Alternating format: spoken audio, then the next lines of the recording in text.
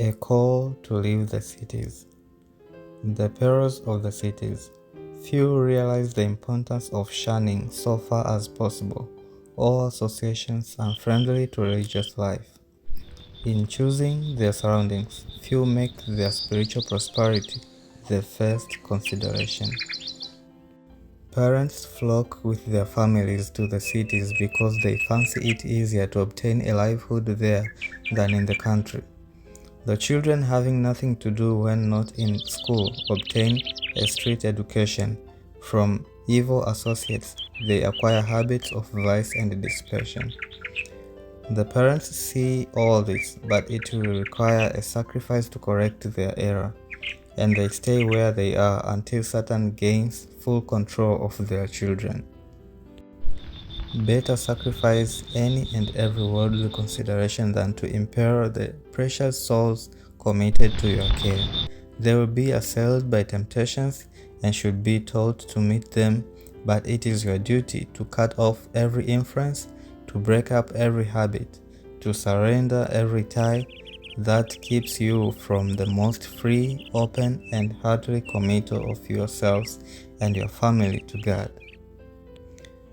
Instead of crowded city, seek some retired situation where your children will be so far as possible shielded from temptation, and there train and educate them for usefulness.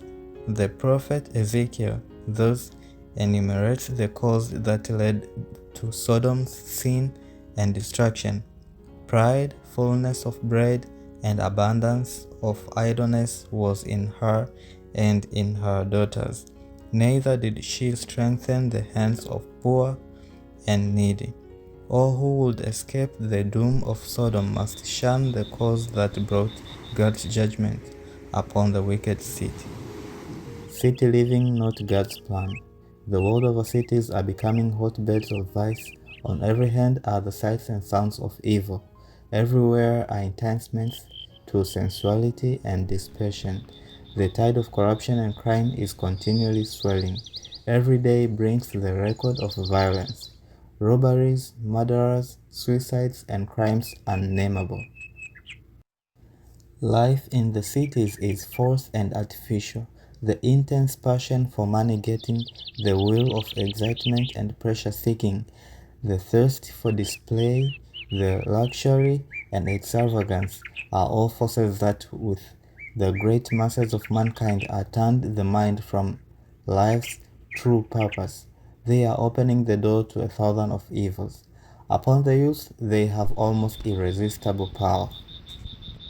One of the most subtle and dangerous temptations that assail the children and youth in the cities is the love of pleasure. Holidays are numerous, games and horse racing draw thousands, and the will of excitement and pleasure attracts them away from the sober duties of life. Money that should have been saved for better uses is frittered away for amusement. Through the working of trusts and the results of labor unions and strikes, the conditions of life in the cities are constantly becoming more and more difficult.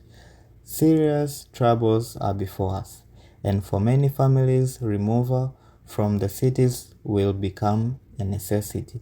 The physical surroundings in the cities are often a peril to health. The constant liability to contact with disease, the prevalence of foul air, impure water, impure food, the cold, dark, unhealthful dwelling are some of the many evils to be met. It was not God's purpose that people should be crowded into the cities, huddled together in terraces and tenements.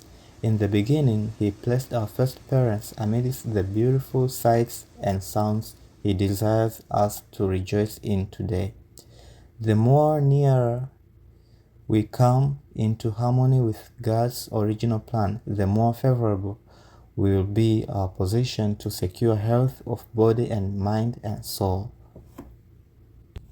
A loitering spirit. I could not sleep past 2 o'clock this morning. During the night session I was in council, I was pleading with some families to avail themselves of God's appointed means, and get away from the cities to serve their children. Some were loitering, making no determined efforts. The angel of mercy hurried Lot and his wife and daughters by taking hold of their hands.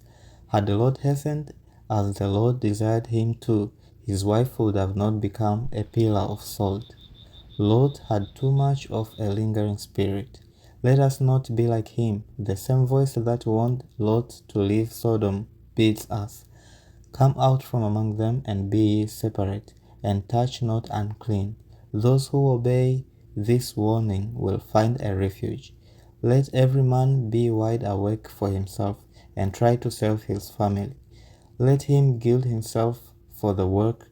God will reveal from point to point what to do next. Hear the voice of God through the Apostle Paul. Work out your own salvation with fear and trembling. For it is God who worketh in you both to will and to do of his good pleasure. Lot trod the plain with unwilling and tardy steps.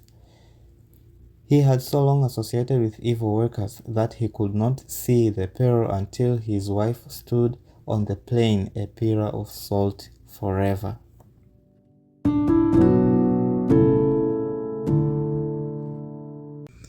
Cities to be visited by God's judgments.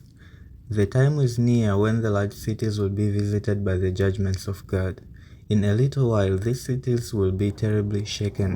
No matter how large or how strong their buildings, no matter how many safeguards against fire may have been provided, let God touch these buildings, and in a few minutes or a few hours, they are in ruins. The ungodly cities of our world are to be swept away by the bosom of destruction. In the calamities that are now befalling immense buildings and large portions of cities, God is showing us what will come upon the whole earth. Results of unheeded warnings. I am bidden to declare the message that cities full of transgression and sinful in the extreme will be destroyed by the earthquakes, by fire, by flood. All the world will be warned that there is a God who will display his authority as God. His unseen agencies will cause destruction, devastation, and death. All the accumulated riches will be as nothingness. Calamities will come, calamities most awful, most unexpected, and this destruction will follow one after another.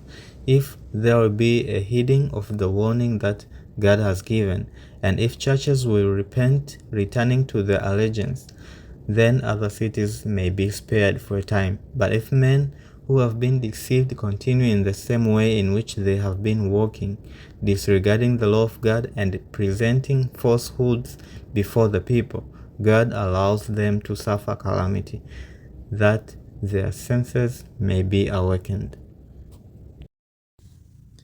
The Lord will not suddenly cast off all transgressors, or destroy entire nations, but he will punish cities and places where men have given themselves up to the possession of satanic agencies. Strictly will the cities of the nations be dealt with, and yet they will not be visited in the extreme of God's indignation, because some souls will yet break away from the delusion of the enemy and will repent and be converted, while the mass will be treasuring up wrath against the day of wrath. Imminence of God's judgment. There are reasons why we should not build in the cities. On these cities, God's judgments are soon to fall. The time is near when large cities will be swept away, and all should be warned of these coming judgments. All that God's people had a sense of the impending destruction of thousands of cities, now almost given to idolatry. A view of great destruction. Last Friday morning, just before I awoke, a very impressive scene was presented before me. I seemed to awake from sleep, but was not in my home. From the windows I could behold a terrible conflagration. Great balls of fire were falling upon houses, and from these balls Fiery arrows were flying in every direction. It was impossible to check the fires that were kindled, and in many places were being destroyed. The terror of people was indescribable. God's efforts to arouse the people. While at Romarinda, California, April 16, 1906, there passed before me a most wonderful representation. During a vision of the night, I stood on an eminence from which I could see houses shaken like a reed in the wind. Buildings, great and small, were falling to the ground. Pleasure resorts, theaters, hotels, and the homes of the wealth were shaken and shattered. Many lives were blotted out of existence, and the air was filled with the shrieks of the injured and the terrified. The destroying angels of God were at work. One touch and the buildings, so thoroughly reconstructed that men regarded them as secure against every danger, quickly became heaps of rubbish. There was no assurance of safety in any place. I did not feel in any special peril, but the awfulness of the scenes that passed before me I cannot find words to describe. It seemed like the forbearance of God was exhausted, and that the judgment day had come. The angel that stood at my side then instructed me that but few have any conception of the wickedness existing in our world today, and especially the wickedness in the large cities. He declared that the Lord has appointed a time when he will visit transgressors in wrath for persistent disregard of his law. Terrible as was the representation that passed before me, that which impressed itself most vividly upon my mind was the instruction given in connection with it. The angel that stood by my side declared that God's supreme rulership and the sacredness of his law must be revealed to those who persistently refuse to render obedience to the King of Kings. Those who choose to remain disloyal must be visited in mercy with judgments, in order that, if possible, they may be aroused to a realization of the sinfulness of their cause. Peril to those who remain unnecessarily. In harmony with the light given me, I am urging people to come out from the great centers of population.